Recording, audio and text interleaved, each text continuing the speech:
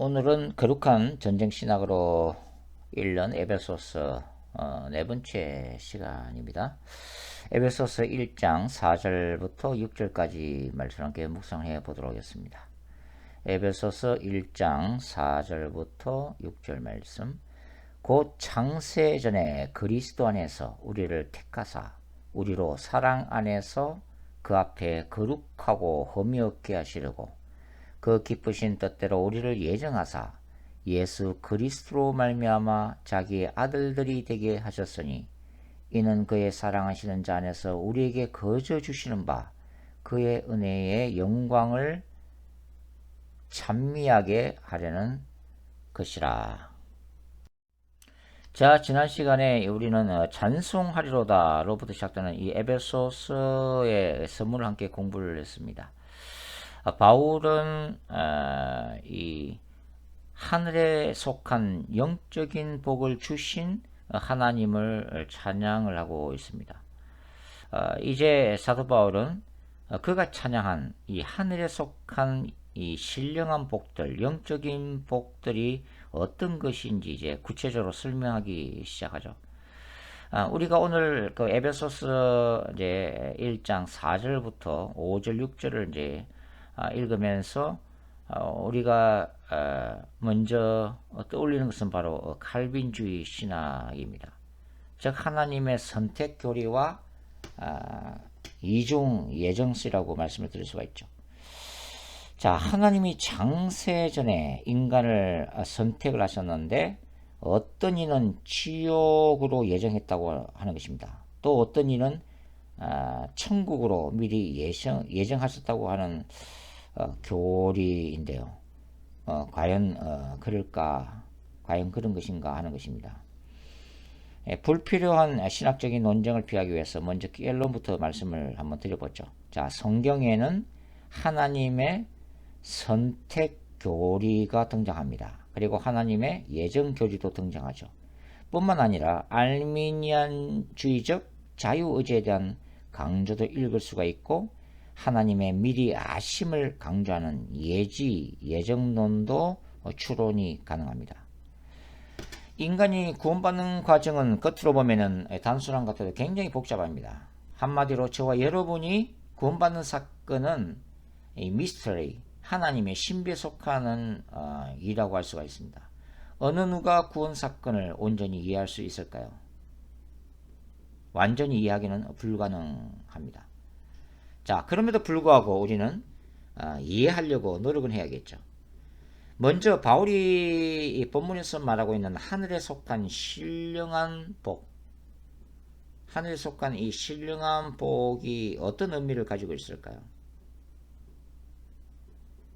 이 복들은 한마디로 예수 그리스도 안에서 인간이 회심을 경험한 후 하나님께로부터 받아 누리는 것들이라고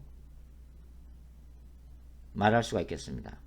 그러니까 에베소서 1장 4절부터 14절은 구원 이후의 관점에서 기록된 것이라고 할 수가 있죠. 다시 말해서 불신자가 하나님의 나라의 백성으로 입주한 후에 구원을 받은 후에 비로소 그리스도 안에서 깨달아 알 수 있는 복들이라고 하는 의미입니다. 따라서 이 본문만으로 칼빈의 이중 예정설을 성급하게 확정지어서 강조하는 것은 좀 무리가 따른다고 저는 생각을 하고 있습니다. 바울이 에베소서 2장 1절부터 5절을 통해서 어떤 말씀을 지금 이제 하고 있을까요? 에베소서 2장에서 한번 찾아서 읽어보도록 하겠습니다. 자, 에베소서 한번 찾아볼게요. 에베소서 2장 1절부터 5절까지를 제가 읽어드리겠습니다.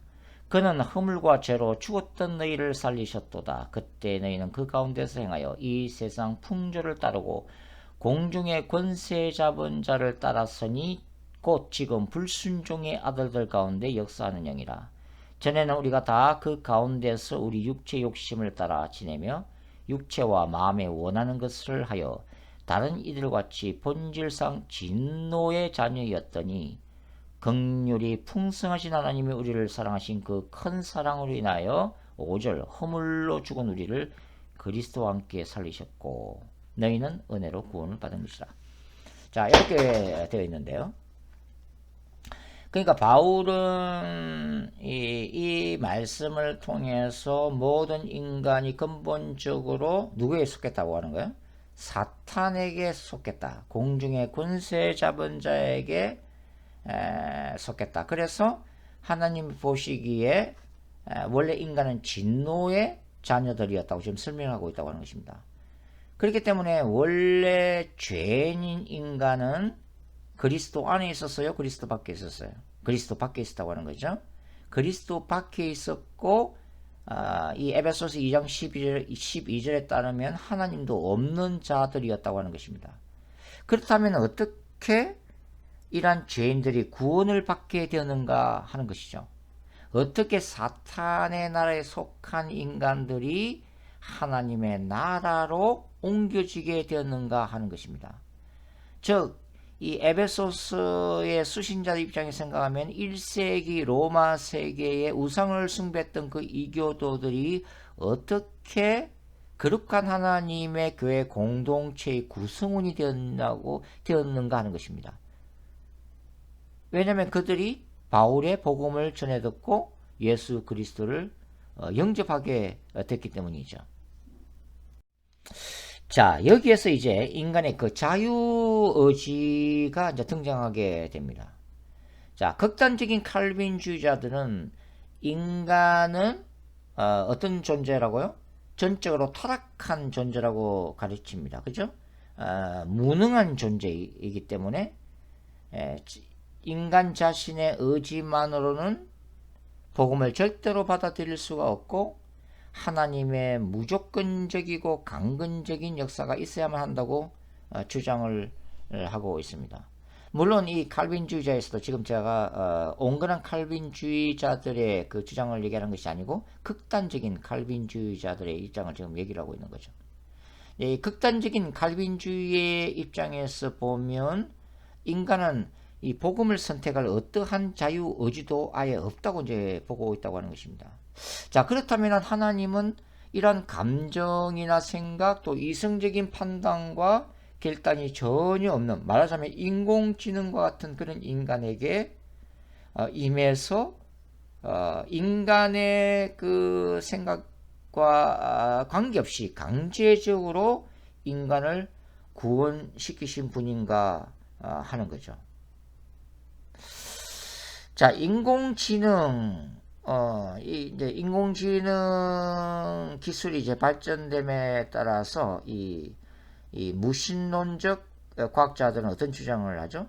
인간에게 원래 자유 의지가 없었다라고 주장을 하게 됩니다. 왜냐면 인간이 평소에 이제 생각하고 느끼고 이런 감정들은 이 인간의 뇌 속에서 이루어진 결과물이라고 이제 보고 있는 거죠. 그러니까 이 뇌에서 일어나고 있는 이 화학적 작용 또 전기 작용, 이 신경 작용의 결과물이 바로 인간이 반응하는 모든 생각과 이 의지라고 보고 있다고 하는 것이죠. 이것을 전적으로 부인하는 것은 곤란합니다. 왜냐하면 이것은 명백한 과학적인 사실이죠. 그러나 중요한 것은 뭡니까? 성경이 얘기하고 있는 그 인간은 뭡니까? 인간은 이 인간의 그 이성, 의지, 마음, 감정이라고 하는 이 혼적인 영역과 육체뿐만 아니라 뭐가 있다고 가르쳐 주시는 거예요? 영이 있다고 가르치는 거죠. 영, 육, 혼으로 이루어져 있는, 말 그대로 이제 이 뇌에서 일어나는 이 화학적 작용뿐만 아니라 뭡니까? 그것을 뛰어넘는 영적인 존재라고 가르치고 있기 때문에 인간에게는 자유의지라는 것이 존재한다고 하는 것입니다. 자, 하나님은 이 기계와 같은 인간을 강제적으로 구원시키시는 분이 아닙니다. 왜냐하면 하나님은 인격적인 분이시기 때문이죠. 그렇다면 하나님이 인간을 자유의지가 있는, 인간과 소통할 수 있는 피조물로 만드셨다면 인간이 죄로 인해서 타락하고 뭡니까? 칼빈주의의 관점에서 설명하자면은 전적인 타락과 전적인 부패가 있다 할지라도 뭡니까? 인간 내면 안에 하나님의 형상이 완전히 사라진 것은 아니라고 하는 거죠. 파괴가 된 것이지 사라진 것은 아니다. 결국은 인간에게는 이 복음에 긍정적으로 반응할 수 있는 자유의지가 존재한다고 하는 것입니다. 우리가 말하는 죄악된 본성을 소유한 인간이란 의미는 뭐예요? 하나님의 온전한 형상이 죄로 인해서 파괴된 상태의 인간을 말하는 것이지 최소한의 판단 능력마저 완전히 사라진 상태 인간을 의미하는 것은 아니다라고 우리가 이제 정리를 할 수가 있는 거죠. 자, 인간은 자신의 의지로 그리스도의 복음을 거부할 수도 있습니다. 그리고 복음에 긍정적으로 반응하면서 그 진리를 마음으로 받아들일 수도 있는 존재인 것이죠. 만약 이러한 인간의 자유의지를 인정하지 않는다면 복음을 거부한 불신자들에게 최후의 심판의 날에 하나님은 그들이 선택한 그 빗나간 자유에 대한 합당한 책임을 물으실 수가 없다고 하는 것이죠. 자, 어떤 인간이 하나님의 최후 심판대 앞에서 이렇게 자신을 변론했다고 합시다. 하나님, 저는 태어날 때부터 저에게는 어떠한 최소한의 자유의지도 없었습니다. 저는 100%, 100% 부패한 인간이고 100% 양심이 마비된 상태에서 이미 이 세상에 태어났기 때문에 복음에 대해서 깨달을 수 있는 자유의지마저 저는 원래부터 없었습니다. 그렇기 때문에 저는 복음을 거부할 수 있는 자유의지도 없었기 때문에 제가 복음을 거부했다고 해서 영원한 지옥에 떨어져서 고통을 받을 책임은 제게 없습니다라고 얘기할 수 있다고 하는 거죠. 결국은 자유의지의 개념이 없다면 최후의 심판대 앞에서 인간에 대해서 예수 그리스도의 복음을 거부한 그 인간에 대해서 하나님의 공의로운 심판이 이루어질 수 있는 여지조차도 없다고 하는 것입니다.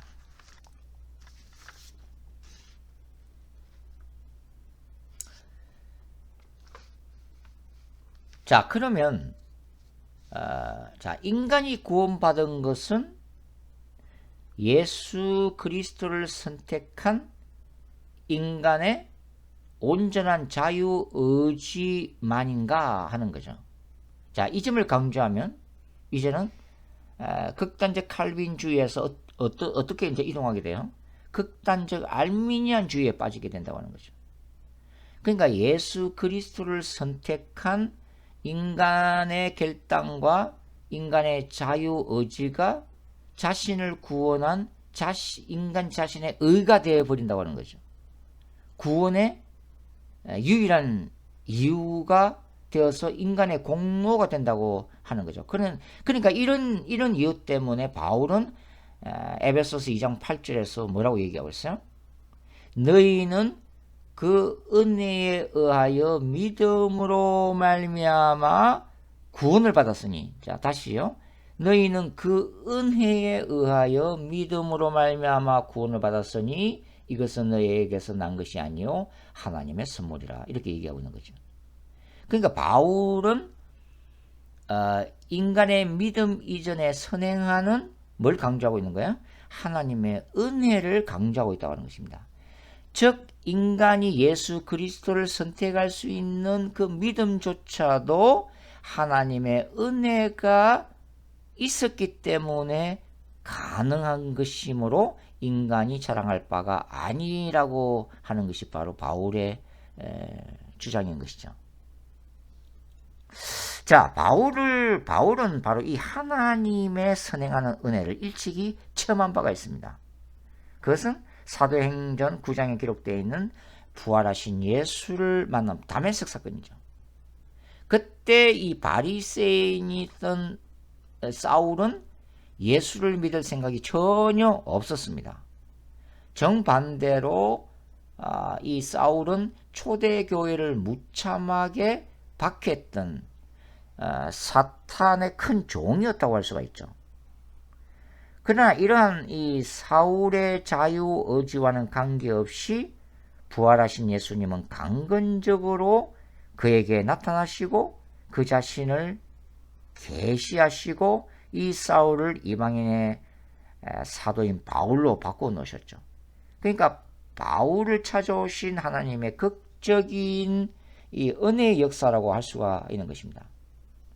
자, 그런가 하면 또 어떤 사람들은 의지적으로 예수를 믿고 싶어도 감정적으로 도무지 믿어지지 않아서 복음을 받아들일 수가 없다고 말하는 사람들도 우리는 만날 수가 있습니다. 자, 우리는 이것을 어떻게 설명할 수 있을까요? 그래서 인간이 구원받는 이 문제는 단순한 이슈가 아님을 우리가 알 수가 있는 거죠. 왜 하나님은 바울 같은 사람은 강건적으로 구원하시고 반면에 가룟 유다와 같은 이에게는 강건적으로 역사하지 않으셨을까? 그건 우리가 알 수가 없다고 하는 것입니다. 자, 비슷한 이 상황 속에서 예수님을 배반한 베드로에게 예수님을 3번이나 부인했잖아요. 이 베드로에게는 왜 회개의 은혜가 있었고 똑같이 예수님을 배반한 가룟 유다는 그대로 멸망의 길을 걸어갔을까 하는 것이죠. 이것이 소위 칼빈주의 신학에서 말하는 이중 예정설 때문인가? 그러니까 이 바울이나 베드로는 창세전에 하나님이 이미 구원하시기로 선택을 한 사람들이었기 때문에 그런 것인가? 그리고 가룟 유다는 영원전에 이미 하나님이 유기하신, 포기하신, 선택해서 밀어버리신 그런 사람에 속했기 때문에 가룟 유다는 예수님을 팔게 되는 그 운명론적인 선택을 할 수밖에 없었던 것인가 하는 것입니다. 왜냐하면 이 이중 예정설에 따르면 인간에게는 어떤 선택의 여지도 어떤 자유의지도 없기 때문이죠. 인간의 운명이 어떻게 됐다고요? 이미 창세전에 확정되어 있기 때문입니다. 그러니까 이런 교리에 따르면 지옥으로 결정된 인간은 아무리 자기가 몸부림쳐도 예수 그리스도를 영접할 수가 없는 거죠. 그리고 천국으로 예정된 인간은 어떠한 죄를 범해도 결국은 구원받게 되어 있다고 하는 것입니다. 그러니까 이 칼빈의 이중 예정설에는 구원 이후에 인간이 타락하는 문제, 구원받고 난 이후에 인간이 배도하는 문제가 끼어들 여지가 전혀 없다고 하는 거죠. 그러니까 이 칼빈주의의 신학적 입장에 따르면 타락하거나 배도하는 사람은 뭡니까? 처음부터 구원받지 못한 사람들이고 처음부터 선택받지 못한 사람들이었기 때문에 그 길을 걸어갔다는 설명밖에 할 수가 없다고 하는 것입니다. 자, 인간에게는 자유의지가 굉장히 중요합니다. 자, 그럼에도 불구하고 인간이 가진 자유의지의 영역을 뛰어넘는 것이 뭐예요? 바로 하나님의 절대 주권과 하나님의 은혜라고 하는 것입니다. 예수 그리스도의 복음을 받아들일 것인가 거부할 것인가가 인간이 가지고 있는 자유의지와 관련된 문제이지만 구원이 인간의 자유의지만으로는 되지 않는다는 것은 명백한 사실입니다. 이미 바울이 얘기했던 에베소서 2장 8절과 9절 말씀을 봐도 확인할 수가 있는 거죠. 그러니까 인간의 자유의지라고 하는 것은 하나님의 은혜라고 하는 광대한 그 바다에 떠 있는 작은 배와 같다고 비유할 수가 있겠습니다. 우리에게는 작은 배라도 있어야 목적지로 항해할 수가 있죠. 그러나 작은 배를 마련했다고 해서 목적지에 갈 수가 있는 건 아닙니다. 그것은 바다가 없으면 배는 아무런 쓸모가 없기 때문이죠. 예수를 믿는다는 것은 구원이라고 하는 배를 타는 것입니다. 그러나 우리가 이 구원이라고 하는 배에 올라타서 진지하게 주변을 살펴보면 비로소 배를 움직이는 거대한 바다가 있음을 발견하게 된다고 하는 거죠. 바다가 없는 배를 상상조차 할 수 없기 때문입니다. 즉 자신이 구원받은 것이 바다라고 하는 하나님의 엄청난 은혜 속에 이미 있었음을 깨달아 알게 된다고 하는 것이죠. 바울이 설명하고 있는 에베소서 1장의 본문이 바로 그 은혜의 바다를 얘기하고 있는 것이고, 그 바다는 뭡니까? 하늘에 속한 신령한 복들로 가득 차 있다고 하는 것이죠. 이제 다시 본문으로 한번 돌아가 보겠습니다. 자, 4절에서 곧 장세전에 그리스도 안에서 우리를 택하사라는 구절은 칼빈의 이중예정설을 뒷받침하는 구절이 결코 아니라고 저는 생각하고 있습니다. 장세전이라고 하는 것은 하나님이 처음 하늘과 처음 땅을 창조하시기 이전, 즉 영원 속의 세계를 말씀하고 있는 거죠.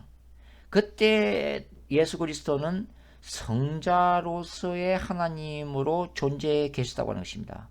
선재하신 그리스도죠. 요한복음 1장 1절부터 3절, 골로새서 1장 15절부터 17절에도 나타났습니다. 그리스도께서 종말의 때인 신약시대에 성육신 하시기 전에 이미 신자들을 선택하신 것이라고 바울은 말하고 있습니다. 자, 그럼에도 불구하고 복음은 언제 들어왔어요? 예수님의 초림으로 이 세상에 구체적으로 계시가 되었습니다. 자, 그러면 어떻게 하나님은 영원전부터 그리스도 안에서 신자들을 선택하신 것일까요? 영원부터 영원까지 존재해 계시는 하나님의 시간 개념이 아니고서는 이것을 이해할 방법이 없습니다. 바울은 그런 관점에서 이해하고 있다고 생각이 되어지는데요.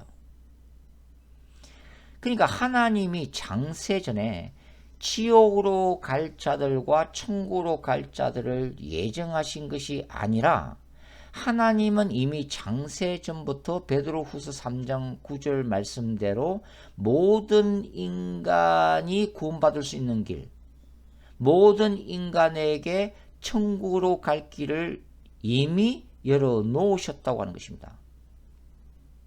즉 예수 그리스도 안에서 구원의 문은 장세전부터 이미 하나님이 열어놓으셨다고 보는 것이 성경적이라고 하는 거예요. 그리고 하나님은 신약시대가 되어서 구체적으로 그 구원의 잔치 자리로 예수 그리스도 안에 있는 그 종말론적인 잔치 자리로 모든 사람들을 초청하셨다고 하는 것입니다. 자, 그럼에도 불구하고 하늘의 잔치 자리에 모두 참석할 수 있는 것은 아니죠. 왜냐하면 여러 가지 이유를 제시하면서 자신에게 주어진 자유의지를 가지고 복음을 거부하는 사람들이 많기 때문입니다. 자, 그래서 바울이 말하는 이 선택이라고 하는 참된 의미는 하나님이 영원전부터 그리스도의 복음에 긍정적으로 반응하는 사람들의 하나여 하나님의 백성으로 선택하시고 그들이 하나님 나라의 복을 받도록 예정하셨다는 의미라고 하는 거죠. 다만 전능하신 하나님은 영원전부터 그분의 미리 아심으로 각 시대에 어떤 사람들이 장차 이 복음을 받아들일 것인지 거부할 것인지를 그분의 전능성 때문에 알고 계셨다고 하는 것입니다. 그러니까 선택과 예정 교리가 영원전에 위치하는 것이 아니라 바로 십자가 사건에 위치하고 있다고 보는 것이죠. 자, 그러면 우리가 이제 마지막으로 질문해야 될 게 뭐냐면, 그러면 하나님이 그분의 백성들을 그리스도 안에서 선택하신 중요한 목적이 무언가 하는 것입니다. 4절에는 뭐라고 되어 있어요? 바울이 뭐라고 얘기하고 있습니까? 하나님이 그분의 사랑 안에서 신자들을 어떤 존재예요? 거룩하고 흠이 없는 존재가 되게 하신다라고 기록을 해놓고 있습니다.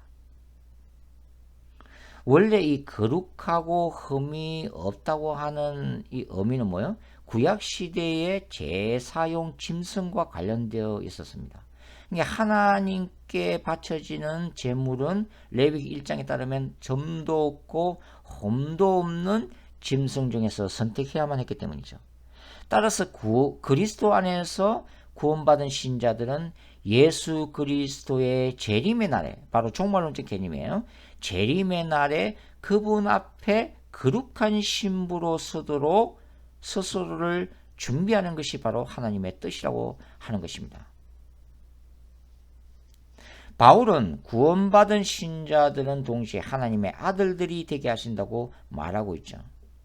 더 정확한 의미는 예수 그리스도를 통해 뭡니까? 하나님의 자녀들로 입양되는 것을 의미하고 있는 거죠. 이것의 역사적 문화적인 배경은 1세기 로마 세계와 관련되어 있습니다. 즉 로마 사람들은 그 자기의 그 친자식이 아닌 자들을 법적으로 양자로 입양하는 사회적인 제도가 있었다고 하는 거예요. 그러니까 양자로 입양되면 친자와 동등하게 바로 자기를 입양한 그 후견인의 재산과 권력과 사회적인 지위를 동시에 물려받을 수 있는 새로운 자격이 부여되고 있는 거죠. 노예일지라도 양자로 입양되면은 바로 이러한 자격을 부여받고 있다고 하는 거죠. 뭐 영화 배너에서 보면 주인공이 바로 그런 그 지위를 이제 받고 있잖아요. 동시에 이제 이 양자로 입양되면 그러니까 예전 친부모와의 법적인 관계는 종료가 되는 것입니다. 그러니까 영적으로 보면 바로 이러한 그 양자라고 하는 법률적인 개념에 생각하면은 불신자들은 예전에 누구의 아들들이었어요? 바로 마귀의 아들들이 사탄의 종들이었다고 하는 거죠. 그런데 이제 예수 그리스도 통해서 하나님의 양자로 입양되는 순간 그 전 부모였던 사탄과의 관계는 완전히 정리가 된다는 거, 법적으로. 완전히 완료가 되어지고 새로운 부모인 바로 하나님과의 새로운 관계가 새로운 아들로서의 관계가 시작된다 하는 것입니다. 그래서 그리스도의 복음 안에서 사탄의 자녀들이었던 이 죄인들은 이제 하나님을 아버지라고 부를 수 있는 영적인 지위가, 영적인 자격이 부여되면서 동시에 하나님께 속한 모든 영적인 복, 신령한 복, 에베소서 1장에서 바울이 얘기하고 있는 이 하늘에 속한 모든 복들을 소유하게 되었다고 하는 것이요. 바로 저와 여러분이 바로 이러한 복을 받게 되었다고 하는 것입니다. 저와 여러분에게 임한 바로 하늘의 신령한 복들인 거죠. 예전에 사탄의 종들이었던 우리에게 임한 하늘의 복들이라고 하는 것입니다. 그렇기 때문에 구원받은 신자들은 궁극적으로 하나님의 영광스러운 은혜를 찬양할 수밖에 없다고 하는 거죠. 구원하신 하나님께 영광을 돌리는 삶이야말로 이제 신자들에게 새롭게 주어진, 신자들이 이 땅에서 존재해야 될 궁극적인 존재의 이유이며 살아야 할 목적이 된 겁니다. 바로 하나님의 영광을 위해서 사는 삶이 신자들의 궁극적인 목적이 된 거예요. 자, 역사의 종말에 죄인인 인간들에게 계시된 복음의 본질이야말로 하나님의 이 시크리트, 미스테리, 비밀에 속하는 것입니다. 그리고 그리스도의 복음을 믿고 구원받은 사건 또한 인간이 이해할 수 없는 성령께서 행하시는 신비로운 영역인 것이죠. 따라서 바울의 고백대로 모든 것이 하나님의 은혜인 것입니다. 그리고 이 은혜를 누리는 자들의 모임이 바로 뭐예요? 교회 공동체인 것이죠. 하나님의 주권과 은혜야말로 신자와 교회 공동체가 그리스도를 향해 자신의 자유 의지로 고백한 그 입술의 고백을 하늘의 별처럼 아름답게 빛이 나게 만든다고 하는 것입니다. 인간의 자유의지, 그것을 뛰어넘는 인간에게 부어진 하나님의 주권적인 역사하고 구원의 은혜인 것이죠. 그것이 바로 예수 그리스도 안에 우리가 존재해 있기 때문입니다. 자, 오늘 여기까지 하겠습니다. 수고하셨습니다. 또 다음 시간에 계속해서 공부하도록 하겠습니다.